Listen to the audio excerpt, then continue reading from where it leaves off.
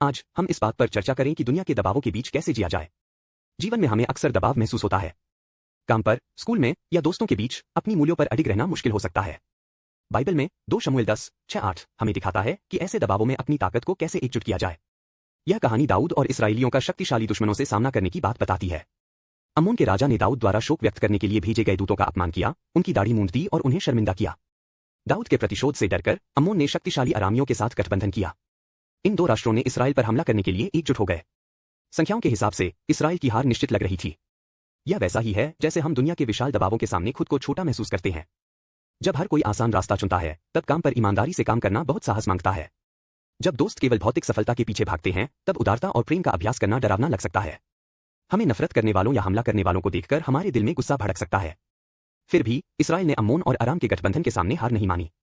उन्होंने अपनी ताकत एकजुट की, परमेश्वर पर भरोसा किया और लड़े।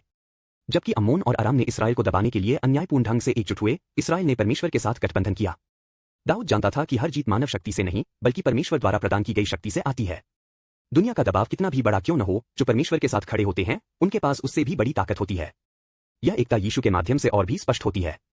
क्रूस पर यीशु ने दुनिया के सभी गलतियों और दबावों पर विजय प्राप्त की।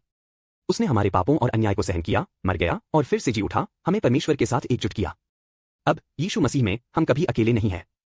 दुनिया हमें सूक्ष्म रूप से अन्यायपूर्ण सफलता, भौतिक लालच या पापी सुखों का पीछा करने के लिए दबाव डालती है। लेकिन यीशु के साथ एकजुट होकर हम परमेश्वर के प्रेम की महान शक्ति के साथ इनका सामना कर सकते हैं। परमेश्वर यीशु के साथ एकजुट होकर हमें दुनिया के दबावों पर विजय प्राप्त करने में मदद करता है। जब हम काम पर ईमानदारी चुनते हैं या दोस्तों के बीच प्रेम का अभ्यास करते हैं, तो हम परमेश्वर की शक्ति पर भरोसा करके आगे बढ़ सकते हैं। प्रिय मित्रों, आज से दुनिया के दबावों के खिलाफ खड़े होने के लिए सबसे छोटी चीजों में भी एक दूसरे का समर्थन करें। परमेश्वर हमारी एकता को मजबूत करता है।